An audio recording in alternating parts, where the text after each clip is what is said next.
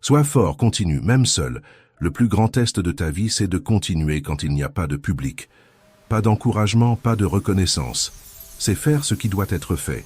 Maintenir la discipline même fatigué, même quand tu n'en as pas envie. Rester silencieux quand les résultats sont encore loin d'être visibles. Être fort mentalement, ce n'est pas faire semblant que rien ne t'atteint. C'est tomber, sentir le poids, et malgré tout te relever et continuer. C'est arrêter de dépendre de la validation et commencer à construire quelque chose de plus rare, la confiance en toi. Les stoïciens vivaient déjà comme ça. Ils n'avaient pas les réseaux sociaux, mais ils avaient quelque chose que presque personne n'a aujourd'hui. Des règles claires pour soutenir leur propre esprit. Des principes simples et directs qui fonctionnent à n'importe quelle époque, pour n'importe quelle personne fatiguée de se sentir émotionnellement instable, et c'est exactement ce que tu vas apprendre ici. Dans cette vidéo, je vais partager 4 règles stoïciennes pour continuer quand tout en toi veut abandonner, renforcer ton caractère et remettre ta vie en ordre en commençant par l'intérieur. Parce que, à partir d'aujourd'hui, l'idée n'est pas seulement de comprendre le stoïcisme, c'est de le vivre en pratique. Première règle, travaille ta discipline. Personne ne naît discipliné, nous devons la construire. C'est pour cela que la discipline est un mot qui fait peur à beaucoup de gens, peut-être parce qu'au fond, elle révèle quelque chose que nous préférons cacher, la difficulté de tenir des engagements envers ce que nous savons être important. Et avant tout, laisse-moi te dire quelque chose que tu n'as peut-être jamais entendu. Il n'y a rien d'anormal chez toi si tu trouves difficile d'être discipliné. Nous luttons tous contre nos impulsions, contre la paresse, contre cette envie constante de remettre la vie à demain. C'est humain. Mais il existe une différence claire entre celui qui transforme sa propre vie et celui qui souhaite seulement qu'elle change. L'action soutenue par la discipline, le désir sans discipline, devient une frustration accumulée. Sénèque disait « Rien n'est plus nécessaire à l'esprit que d'apprendre à se maîtriser. Et se maîtriser soi-même n'est pas se faire violence, c'est se guider. Ce contrôle de soi ne naît pas de la force brute. Il naît de la pratique, de la répétition, de l'insistance quotidienne, y compris les jours où tu n'as absolument aucune envie de faire ce qui doit être fait. La discipline, c'est décider correctement, même quand l'émotion est en désordre. C'est faire ce qui doit être fait avant que l'envie n'apparaisse et ne pas attendre qu'elle arrive pour agir. La vérité est simple et libératrice. Tu n'as pas besoin d'être discipliné pour commencer. Tu dois commencer pour devenir discipliné. La discipline est comme un muscle. Si tu ne l'utilises jamais, il s'atrophie. Si tu t'entraînes seulement quand tu es inspiré, il grandit lentement et de manière instable. Mais si tu t'entraînes tous les jours, même un peu de temps, il devient fort, fiable et disponible quand tu en as le plus besoin. Et ici entre un point d'essentiel, la discipline n'exige pas la perfection, elle exige la continuité. La majorité des gens échouent parce qu'ils essaient de tout changer d'un coup. Se lever tôt, s'entraîner, étudier, méditer, changer l'alimentation, réorganiser toute la vie en une semaine. Cela crée plus de pression que de structure. Ce n'est pas de la discipline, c'est de l'excès. Ils échouent non pas parce qu'ils sont faibles, mais parce qu'ils essaient de démolir toute une vie de mauvaises habitudes en quelques jours. Le stoïcisme enseigne l'inverse. Commence petit, mais commence correctement.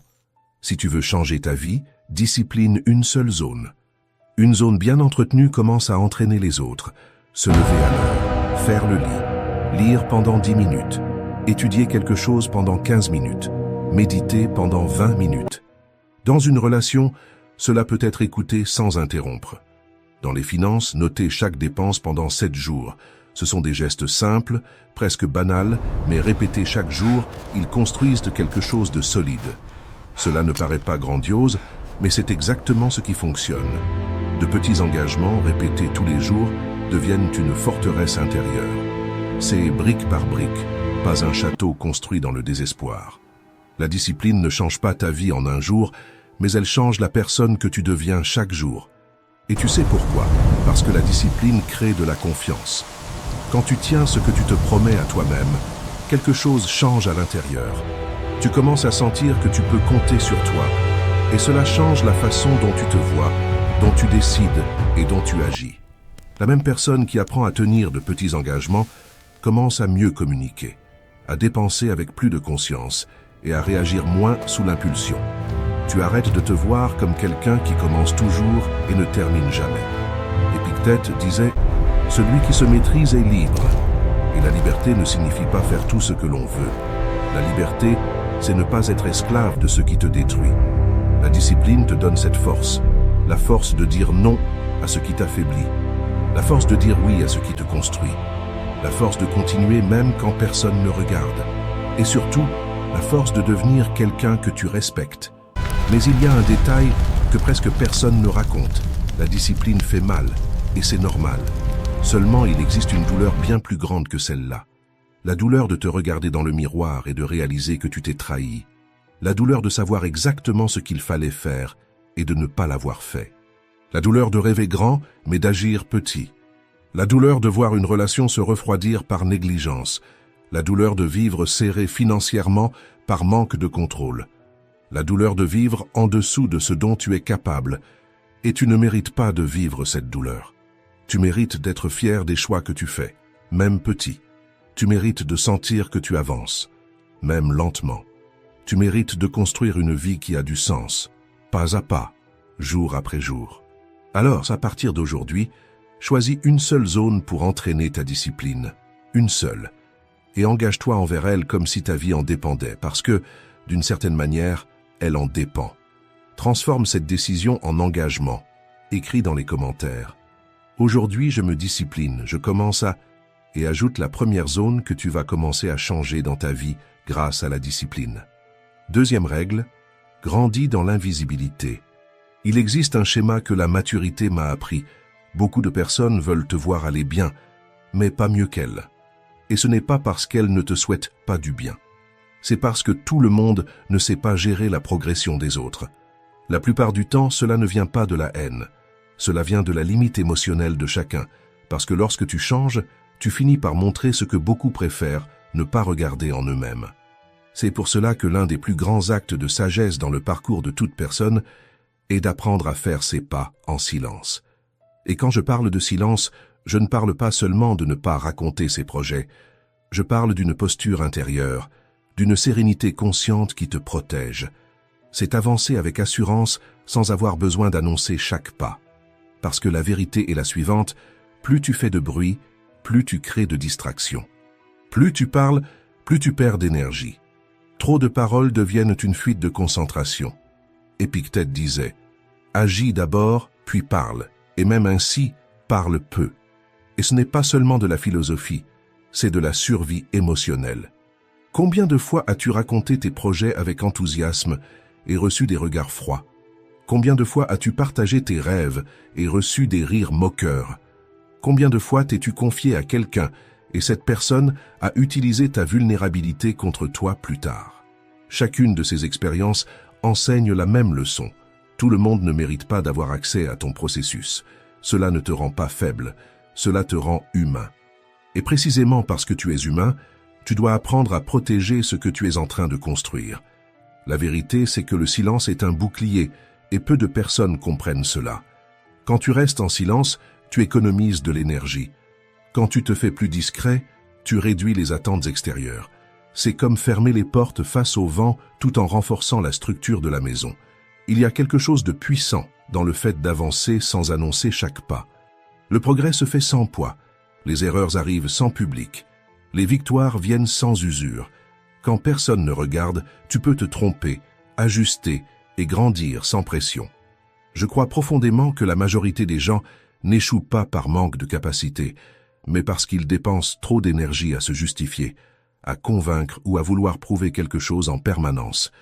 Ils vivent en mode explication, alors qu'ils devraient en vivre en mode construction. Et laisse-moi te dire quelque chose avec fermeté, tu n'as rien à prouver à personne. Tu n'as pas besoin de prouver que ça va marcher. Tu n'as pas besoin de prouver que tu es capable. Tu n'as pas besoin de prouver que tu mérites. Celui qui construit vraiment laisse les résultats parler d'eux-mêmes. La seule personne qui doit croire en toi, c'est toi. Marc Aurèle écrivait « La meilleure vengeance est de ne pas ressembler à ceux qui te blessent. » Et je complète « La meilleure réponse au monde ne se trouve pas dans les mots, mais dans le silence de tes réussites. Quand tu travailles en silence, la vie devient plus légère. Tu cesses de dépendre de la reconnaissance pour avancer. Tu apprends à faire confiance au processus, pas aux applaudissements. Et surtout, tu élimines une anxiété silencieuse qui détruit beaucoup de gens, le besoin d'être vu. Quand l'attention passe du regard extérieur à l'engagement intérieur, la paix commence à apparaître. Dans le silence, tu te retrouves. Dans le silence, tu t'écoutes vraiment. Dans le silence, tu commences enfin à entendre la seule voix qui compte vraiment, la tienne. Sans bruit, l'intuition devient audible. Quand le vacarme des opinions, des comparaisons et des attentes extérieures diminue, ce que tu veux réellement commence à apparaître plus clairement. Tu te rends compte que beaucoup de tes désirs n'étaient pas les tiens. Ils étaient des emprunts au monde, à la famille, aux réseaux sociaux. Le silence sépare ce qui est à toi de ce qui t'a été imposé. Dans le silence, tu découvres ce qui a du sens pour ta vie, et pas seulement ce qui semble beau pour les autres. Et laisse-moi te donner un conseil qui vaut sincèrement de l'or. Tout ce que tu ressens n'a pas besoin d'être dit. Tu n'as pas besoin de transformer chaque émotion en discours, chaque blessure en exposition, chaque doute en conversation publique. Certaines choses doivent être ressenties, traitées et guéries en toi, avant que quiconque n'en entende parler. Tout ce que tu planifies n'a pas besoin d'être révélé. Tes projets ne sont pas une obligation publique. Tu ne dois des comptes à tout le monde. Quand tu racontes trop, tu ouvres la porte aux opinions, aux jugements et aux énergies qui ne t'aident pas toujours. Parfois, ce dont tu as besoin, ce n'est pas d'un avis, c'est de concentration. Tout ce que tu construis n'a pas besoin d'être partagé. Il y a une immense puissance dans le fait de travailler en silence, de grandir hors des projecteurs, de se développer loin du besoin d'approbation. Ce qui est vrai en toi n'a pas besoin d'être validé par des likes, des commentaires ou des applaudissements. Il existe une beauté rare dans le fait de préserver ce qui est en train de naître en toi. Les choses nouvelles, profondes, ont besoin de protection.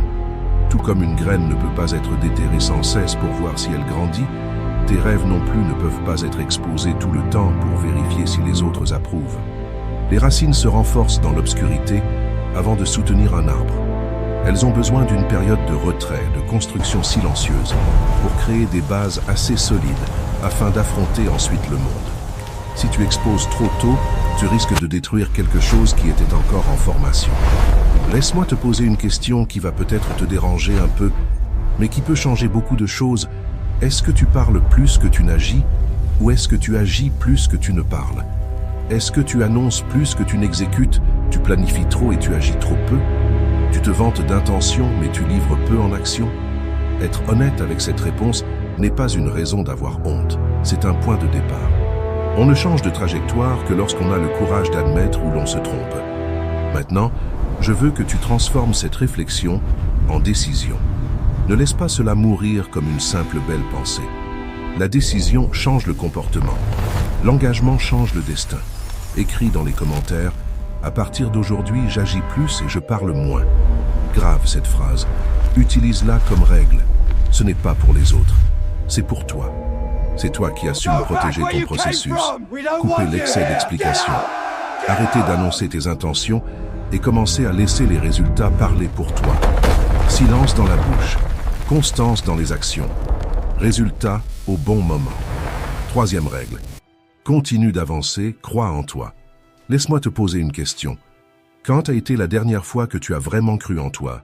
Pas par obligation, mais parce que tu as ressenti tout au fond de toi qu'il existe encore quelque chose de grand qui t'attend. Parfois, je pense au nombre de personnes incroyables qui abandonnent trop tôt. Non pas par manque de capacité, mais parce que personne ne leur a jamais dit clairement « Hé, tu peux encore, tu y arrives encore ». Et peut-être que tu en fais partie. Si c'est le cas, respire. Tu n'es pas seul, et il y a une solution. Moi aussi, j'ai douté de moi bien plus de fois que je ne voudrais l'admettre. J'ai remis en question ma force, j'ai perdu ma discipline. J'ai vécu des jours si confus que je ne croyais plus possible de me sentir en paix. Et dans tout ça, j'ai compris que nous essayons tous de survivre au chaos du monde, tout en essayant de comprendre le chaos à l'intérieur de nous. Et c'est justement pour cela qu'Épictète a dit quelque chose qui ne m'a jamais quitté. Les circonstances ne font pas l'homme, elles le révèlent. Et si aujourd'hui tu es fatigué, surchargé, déçu, ou même que tu te sens perdu, peut-être que cela ne montre pas ta faiblesse. Peut-être que cela révèle une force que tu n'as pas encore appris à voir. Je veux que tu fasses quelque chose de simple. Pose la main sur ta poitrine. Sens ton cœur battre. Ce n'est pas un geste symbolique. C'est une preuve concrète que tu es encore là, que tu résistes. Maintenant, pense à ceci. Combien de fois as-tu oublié que, si tu es arrivé jusqu'ici, ce n'est pas par chance. C'est parce qu'il existe en toi une force qui, malgré tout, refuse de s'éteindre. La vérité est dure, mais libératrice. La plupart du temps dans ta vie, la seule personne qui va vraiment te tirer vers l'avant, c'est toi. Et accepter cela n'est pas un poids, c'est un pouvoir. C'est le début de la véritable transformation. On nous a appris à attendre une validation extérieure, des compliments, de la reconnaissance, de l'approbation, comme si notre confiance avait besoin d'une permission. Mais le stoïcisme nous rappelle quelque chose de bien plus simple. La vie d'une personne est le résultat des pensées qu'elle nourrit. Si tu nourris la dépendance, tu restes dépendant. Si tu nourris la force, tu grandis. C'est comme un muscle invisible. Ce que tu alimentes chaque jour devient plus fort. Et je te demande, quelles pensées as-tu nourries à propos de toi-même? T'es-tu traité comme quelqu'un de capable ou comme quelqu'un de vaincu avant même d'essayer? Souvent, sans nous en rendre compte, nous commençons à croire davantage en nos peurs qu'en nos possibilités. Nous commençons à voir nos erreurs comme un destin et non comme une partie du chemin. Et quand cela arrive, la vie perd son éclat. Non pas parce qu'elle est devenue pire, mais parce que nous avons cessé d'y croire. Mais laisse-moi te dire quelque chose que tu n'as peut-être jamais pris le temps de reconnaître. Tu as déjà gagné des batailles que personne ne connaît. Tu as déjà traversé des nuits où continuer semblait impossible. Tu t'es déjà levé du lit quand tout ce que tu voulais, c'était disparaître. Ce n'est pas de la faiblesse, c'est de la force. Une force silencieuse, discrète mais réelle. Sénèque disait que le plus grand pouvoir d'une personne est de croire qu'elle peut. Et cette phrase simple porte un monde entier en elle. Parce que croire en soi n'est pas de l'arrogance, c'est de la responsabilité. C'est accepter que même blessé, même imparfait, tu as encore des choix. Et les choix construisent les destins. Tu n'as pas besoin d'être parfait pour continuer. Tu n'as pas besoin d'avoir toutes les réponses. Tu n'as pas besoin d'être complètement prêt. Le chemin se révèle pendant que tu avances, pas avant. Peut-être traverses-tu une période où tout semble confus. Et c'est normal. La croissance vient rarement avec de la clarté, presque toujours avec de l'inconfort, du silence et du doute. Ce sont justement ces moments qui te façonnent, pas quand tout va bien, mais quand personne ne regarde, quand tu luttes avec des pensées que personne ne voit. Et la manière dont tu as réagi envers toi-même ces derniers temps, t'a-t-elle relevé ou t'a-t-elle blessé? T'es-tu traité comme un ennemi ou comme un allié? Croire en soi ne signifie pas se sentir confiant chaque jour. Cela signifie continuer même sans confiance, en sachant que c'est le mouvement qui crée la force et non l'inverse. Cela signifie regarder ta propre histoire et réaliser quelque chose de simple mais puissant. Tu as déjà survécu à des jours que tu pensais ne pas supporter. Et cela prouve que tu peux traverser ce qui se tient devant toi maintenant, à condition de continuer. Alors sois bienveillant avec toi-même. N'abandonne pas parce que tu es fatigué. Repose-toi, mais n'abandonne pas le chemin. Martin Luther King l'a résumé avec une clarté rare. Si tu ne peux pas voler, cours. Si tu ne peux pas courir, marche. Si tu ne peux pas marcher, rampe, mais continue d'avancer. La vie ne récompense pas ceux qui ne tombent jamais. Elle récompense ceux qui insistent quand personne ne regarde. Pour ancrer cette décision, écris ici dans les commentaires. Je vais continuer. Je crois en moi. 4e règle. Sois fidèle à ton but. Combien de fois as-tu déjà senti tout au fond de toi que tu vivais ta vie en mode automatique? Tu te réveilles, tu fais ce que tu dois faire, tu remplis tes obligations, tu souris quand il faut sourire, mais tu fonctionnes comme quelqu'un qui exécute simplement des tâches, pas comme quelqu'un qui a choisi un chemin. Et quand tu poses la tête sur l'oreiller, cette question silencieuse arrive, gênante, que personne n'entend à part toi. C'est tout? C'est pour ça que j'existe? Peut-être que tu n'utilises pas le mot but. Peut-être que tu appelles ça une vocation, un sens, une raison de vivre. Peu importe le nom. Ce qui compte, c'est qu'à quelque part en toi, il existe une boussole silencieuse qui sent quand tu t'éloignes de toi-même. Et cette sensation de trahison intérieure fait mal. Elle fait plus mal que n'importe quelle critique extérieure. Parce qu'elle ne vient pas de dehors. Elle vient de la conscience. Et ici, quelque chose d'important entre en jeu. Le but n'est pas un métier précis, Ce n'est pas un diplôme. Ce n'est pas un statut. Le but, c'est une direction. C'est la somme de ce en quoi tu crois, des personnes que tu veux servir, des valeurs que tu refuses de négocier, même quand cela te coûte du confort. Un stoïcien ne demanderait pas « quelle profession dois-je avoir ?» mais quelque chose de bien plus profond. Quel type d'être humain dois-je être? Les stoïciens parlèrent de vivre selon la nature. Et cela n'a rien à voir avec un romantisme vide ou avec le fait de serrer des arbres dans ses bras. C'est vivre selon ta nature rationnelle et morale, utiliser ton esprit pour le bien, choisir la vertu plutôt que la facilité, être utile au monde au lieu de vivre seulement pour toi. Épictète disait que chacun de nous a un rôle dans la grande pièce de la vie. Certains seront parents, d'autres enseignants, d'autres leaders, d'autres serviteurs.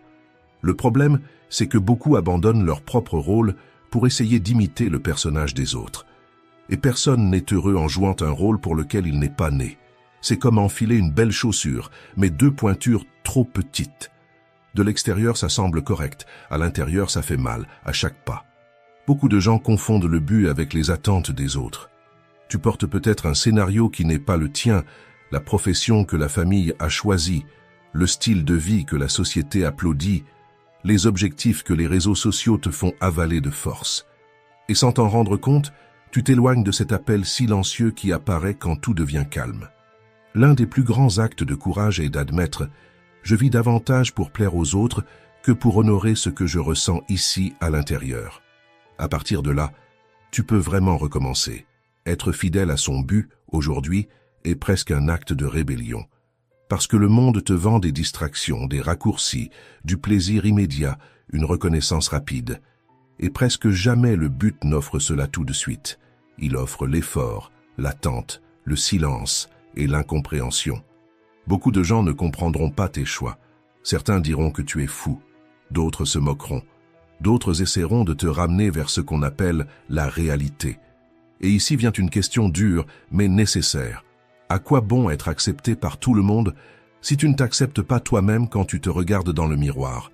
Le but n'est pas quelque chose de magique qui tombe du ciel. C'est quelque chose qui devient plus clair à mesure que tu vis avec plus de conscience. Tu n'as pas besoin de tout découvrir maintenant. Mais tu peux commencer par des questions simples et honnêtes. Dans quel type de situation te sens-tu le plus vivant?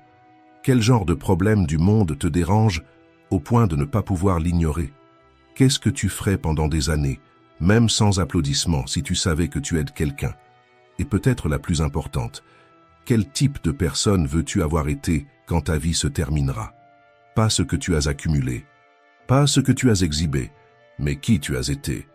Maintenant, fais un exercice simple. Pense à ton dernier jour. Pense à tout ce que tu aurais pu utiliser, mais que tu n'as pas utilisé. Des talents restés cachés, des idées que tu as repoussées, des attitudes que tu as évitées par peur de te tromper, d'être jugé, de ne pas être assez bon. Rien de tout cela ne disparaît. Tout cela part avec toi. Et c'est ça qui pèse à la fin. Ce n'est pas l'erreur. C'est ce que tu n'as pas fait. Alors simplifie la question. Arrête d'essayer de découvrir le but de toute ma vie. Cette question ne fait que te bloquer. Demande plutôt ceci. Qu'est-ce qui a du sens pour moi maintenant, à cette étape, avec ce que j'ai aujourd'hui? Peut-être qu'en ce moment, ton but est d'être un père ou une mère présent. Peut-être est-ce d'étudier sérieusement pour changer la réalité de ta famille. Peut-être est-ce de prendre soin de ta santé pour ne pas gaspiller des années que tu pourrais encore vivre. Le but n'est pas toujours grand aux yeux des autres, mais il est grand quand il est aligné avec tes valeurs. Marc Aurèle dirait que bien vivre, c'est vivre de façon cohérente. Et le but, c'est cela. La cohérence entre ce que tu dis croire et ce que tu fais quand personne ne te regarde. Remarque comme tout se connecte ici. Discipline, silence, croire en soi-même. Tout cela n'est pas une fin. Ce sont des outils pour protéger ton but. Tu as besoin de discipline pour continuer quand l'enthousiasme passe. Tu as besoin de silence pour ne pas trop exposer ce qui est encore en train de naître. Tu as besoin de croire en toi pour avancer quand le monde ne comprend pas tes décisions. Un but sans action devient une illusion. Un but sans discipline devient un désir. Un but sans silence devient un spectacle vide. Les stoïciens avaient une habitude puissante. Ils révisaient leur journée. Marc Aurèle écrivait pour lui-même, en évaluant ses attitudes, ses intentions, ses erreurs et ses réussites. C'est ça, l'alignement. Sénèque se demandait ce que j'ai fait, où ai-je réussi, où ai-je échoué, où puis-je m'améliorer. Épictète accueillait ses élèves avec une seule question. As-tu progressé? Malgré des chemins différents, le principe était le même. Regarder sa propre journée avec honnêteté. Pas pour se culpabiliser, mais pour se corriger. Tu peux faire la même chose. Ce soir, quand tu poseras la tête sur l'oreiller, demande-toi « Aujourd'hui, ai-je agi selon ce en quoi je crois? Aujourd'hui, ai-je fait un pas vers la personne que je veux devenir? Aujourd'hui, ai-je vécu par peur ou par conviction ?» Cette réflexion fait un peu mal, parce qu'elle brise les illusions. Mais c'est exactement cette douleur qui t'empêche de te réveiller dans 10 ans en te sentant étranger dans ta propre vie. Ignorer son but a un prix élevé. Tu peux même conquérir des choses, gagner de l'argent, accumuler des biens, recevoir des compliments. Mais il reste toujours un vide étrange, comme une belle maison sans meubles, fonctionnelle à l'extérieur, inconfortable à l'intérieur. Combien de personnes apparemment réussies avouent, dans le silence, qu'elles se sentent vides, souvent parce qu'elles ont échangé le but contre l'approbation. Elles ont vendu leur essence en échange du confort et ont découvert trop tard que le confort sans sens n'est qu'une forme élégante de souffrance. Mais comprends quelque chose d'important. Il n'est pas trop tard. Tant que tu es en vie, il y a encore du temps pour ajuster la trajectoire. Être fidèle à ton but ne signifie pas tout quitter du jour au lendemain et faire n'importe quoi. Cela signifie être plus honnête avec toi-même, admettre que quelque chose doit changer et commencer par les petites choses. Tes choix quotidiens, ton attitude, le contenu que tu consommes, les personnes que tu fréquentes, l'endroit où tu mets ton énergie. Si je devais résumer en étapes simples, d'abord arrête de te mentir. Reconnais ce qui est désaligné. Ensuite, choisis une valeur centrale que tu veux honorer à partir de maintenant. Vérité, courage, justice, service. Puis fais un petit changement concret qui reflète cette valeur. Peu de choses mais constant. C'est ainsi qu'on construit une vie fidèle. Être fidèle à ton but, au fond, c'est être fidèle à toi-même. Et cela exige que tu arrêtes de te vendre à bas prix. Arrête de t'abandonner pour rentrer dans des espaces trop petits. Arrête de te diminuer pour ne pas déranger. La vie est trop courte pour être vécue en demandant la permission. Quand tu seras sur le point de terminer ta journée, la question qui compte vraiment n'est pas ce que les autres pensent de toi. C'est si tu arrives à poser la tête sur l'oreiller en paix avec la vie que tu construis. Quand le changement se produit à l'intérieur, même si personne ne voit encore rien à l'extérieur, quelque chose se déplace. Tu arrêtes de courir après l'approbation, tu cesses de te perdre dans le bruit et tu commences, peu à peu, à vivre avec plus de vérité. Les stoïciens appelaient cela vivre selon la nature. Marc Aurèle rappelait quelque chose de simple et de profond, même une fourmi a une fonction. Alors, il n'a aucun sens de croire que toi, en tant qu'être humain, tu sois ici par hasard, sans rien à offrir, sans rien à accomplir. Si tu es encore là, c'est déjà un signe. Quelque chose en toi veut encore vivre correctement, veut encore utiliser ce qui lui a été donné, veut encore laisser quelque chose qui ne soit pas seulement un passage. Beaucoup de gens traversent la vie sans jamais toucher à cet inconfort. Ils continuent à fonctionner, travailler, survivre, mais vivre vraiment, peu ont le courage. Et si cela te dérange, c'est parce que tu n'es pas né pour vivre petit. Cela signifie qu'une partie de toi en a assez du pilote automatique et a décidé de prendre sa propre vie au sérieux. Pendant cette vidéo, nous n'avons pas parlé de formule magique. Nous avons parlé de quelque chose de plus dérangeant et en même temps de plus puissant. La responsabilité de ce que tu deviens. Rien de tout cela n'est spectaculaire. C'est ce qui se passe dans les coulisses, dans les jours ordinaires, dans les petits choix. Et c'est justement parce qu'ils sont petits que la plupart les ignorent. Mais le stoïcisme a toujours été direct sur ce point. Peu importe ce que tu dis vouloir dans la vie. Ce qui compte, c'est ce que tu fais chaque jour, surtout quand personne ne regarde. Ce qu'on voit le plus aujourd'hui, ce sont des gens qui veulent des résultats sans processus, un but sans renoncement et une reconnaissance sans effort.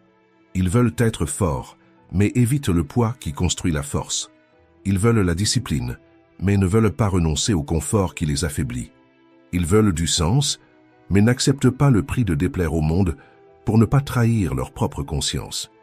Et la vie ne protège pas ceux qui s'abandonnent. Elle répond à ceux qui prennent la responsabilité d'eux-mêmes, même avec peur, même sans garantie, même sans applaudissements. Rien ne change simplement en écoutant de belles paroles. Ce qui change ta vie, c'est ce que tu fais après la fin de la vidéo. Alors choisis. Vas-tu continuer à réagir, te comparer, te saboter, ou vas-tu faire un petit pas concret et inconfortable vers une vie plus cohérente?